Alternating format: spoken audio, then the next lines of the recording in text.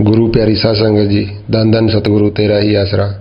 आज हम बात करेंगे जसदेव बिश्नोई के बारे में।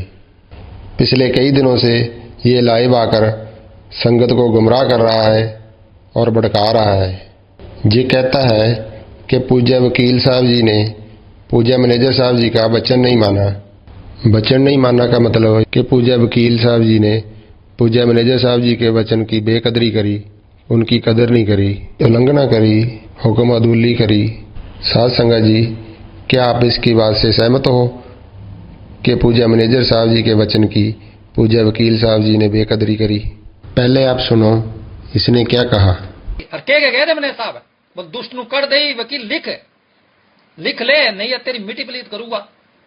वो वचन पूरे हो गए। ये बाबा जी ने जान करके इसको रखा। बोले मैंने अपने गुरु का एक वचन तोड़ा था, देख क्या हाल होया मेरा।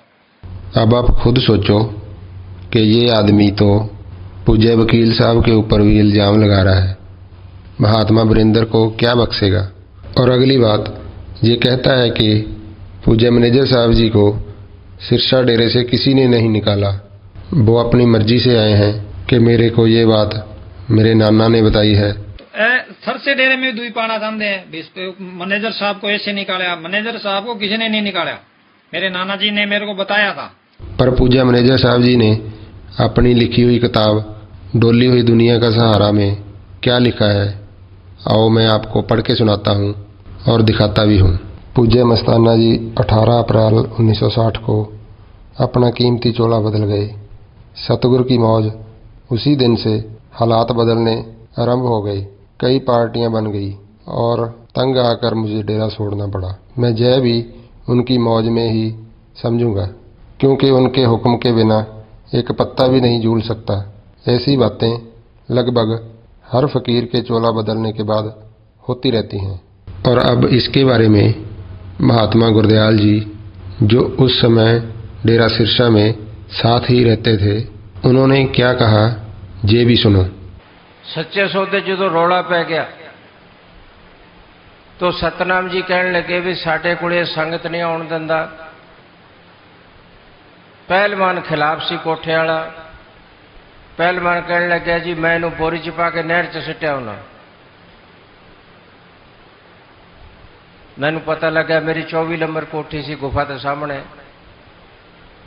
मैं रात को 8 बजे सतनाम जी को गया। मैं आख्या जी मैं एक बात सुनी है। बोले भी ठीक है, ये संगत नहीं आउण दिंदा। तो मैं आख्या जी बिना लड़ाई जे फैसला हो जाए। आखिर तू किवें कर देगा। मैं मैनू वेख लैण दिओ, ना होया तो तुसीं मर्जी आपदी कर लिओ। 9 बजे असीं मैनेजर साहब को गए। मैं कहा जी आ बात है ते बोलो थोड़ा की ख्याल है। तो मैनेजर साहब कहने लगे भी मैं मैनेजर बन के तो रह नहीं सकता। हाँ मैं डेरा छट जूंगा, सुबह मैं चले जाऊंगा। फिर मैं गया सतनाम जी को। मैं आख्या जी वो सवेरे चले जाएंगे। सवेरे दी बजाया हो रात को 12 बजे अमर मुल्तानी दे घरे अपना बोरी बिस्तरा ले गए, भाग गए। तो साध संगत जी, ये जसदेव संगत को गुमराह नहीं कर रहा तो और क्या कर रहा है? संगत जी, जसदेव कह रहा है कि पूज्य मस्ताना जी ने सतनाम सिंह जी को सत्संग का हुक्म दिया और पूज्य मैनेजर साहब को डेरे का काम देखने को कहा। सतनाम जी महाराज जी को सेब दिया। बोले सेब जैसा गुफा में तेरे को गुफा देते हैं, बख्शते हैं पुत्र, और गुफा में बैठ के सेब जैसा रंग निकाल के दिखा। आइंदा डेरे का काम मैनेजर देखेगा और सत्संग ये करेंगे। तो महाराज जी सतनाम सिंह जी। संगत जी, क्या पूज्य मैनेजर साहब जी ने सारी उम्र पूज्य मस्ताना जी के हुक्म के खिलाफ सत्संग किए? इसकी इस बात से तो ये पूज्य मैनेजर साहब जी के ऊपर भी इल्जाम लगा रहा है। संगत जी, इसने पूज्य मैनेजर साहब जी को, पूज्य वकील साहब जी को और अब वीरेंद्र जी को, इसने किसी को नहीं बख्शा, सबके ऊपर इल्जाम लगाई। और अगली बात, ये बाबा जी के परिवार के बारे में गलत बोल रहा है और बाबा जी के लड़के को शराबी कह रहा है। पर साध संगत जी, यहाँ तक मैंने सुना है, पढ़ा है कि संगत अपने मुर्शद की गली के कुत्तों के भी पैर चूमती है। और ये आदमी बाबा जी के परिवार के बारे में और उनके साहबजादे के बारे में कितने अपमानजनक शब्द बोल रहा है। अब ये परिवार इनको गद्दी बिठाने लगा कल कहीं और गद्दी नशीन होएगा, वहीं ये परिवार जाके गद्दी पे बिठाएगा। परिवार कब से गद्दी बिठाने लगे? ये महाराज जी का जो लड़का है तो शराब पीता है, जाके पता कर लो आप। महाराज जी को गालियां देता है।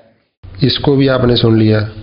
और एक हमारे बाबा मैनेजर साहब जी जब डेरा व्यास से महाराज चरण सिंह जी के बेटे राणा साहब डेरा जगमाल वाली आए तो उनको लेने के लिए बाबा मैनेजर साहब जी अनामी से बाहर आए और उनके पैर छूने लग गए। तब राणा साहब ने बाबा मैनेजर साहब जी से कहा कि मैनेजर साहब जी, मैं तो आपसे बहुत छोटा हूँ, ऐसा मत करो। तो मैनेजर साहब जी ने उनको बोला कि हमें जो कुछ मिला है वो आपके परिवार से ही मिला है। तो साध संगत जी, अपने मुर्शिद के परिवार की कितनी कदर करनी चाहिए, ये हमें पूज्य मैनेजर साहब जी ने करके दिखाया भी और सिखाया भी। और अब अगली बात, ये बात सारी संगत बहुत अच्छी तरह से जानती है कि बाबा वकील साहब जी और सुमेर लाल जी की कितनी दोस्ती थी। बाबा वकील साहब जी उनसे कितना प्रेम करते थे और कितना मान सम्मान देते थे। जब भी वो डेरे आते उनको हमेशा अपने कमरे में रखते और हर जरूरी बात की उनसे सलाह भी करते। और ये जसदेव उनको कितनी गंदी गंदी गालियां दे रहा है। वो वकील है, मादर चौथ है, वकील साहब का दोस्त और के लाता है। और साध संगत जी, इसकी बातों से इसकी फकीरी तो आपको दिख ही रही है। और कभी ये अपनी फेसबुक पे पोस्ट डालता है और लिखता है, धन धन उसो तेरा ही आसरा। और जितने भी साधुओं को बाबा जी ने अपने पास रखा है, चाहे वो शिवहरी मास्टर हो, राजेश हो, डिल्लू हो, ग्रोवर साहब हो, गुरमेल सिंह हो, सुमेर लाल जी हो, महाराज जी का परिवार हो, सबको गालियां दे रहा है, सबको बुरा भला बोल रहा है। एक यही सही हो गया, बाकी सारे गलत हो गए। तो साध संगत जी, आपने देखा सुना, इसने जो जो बातें कही इसकी किसी बात में दम नहीं है, सिर्फ नफरत ही नफरत है, कोई सच्चाई नहीं है।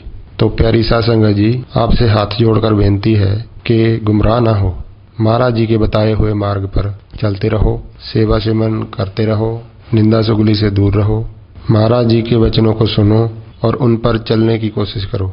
धन धन सतगुरु तेरा ही आसरा।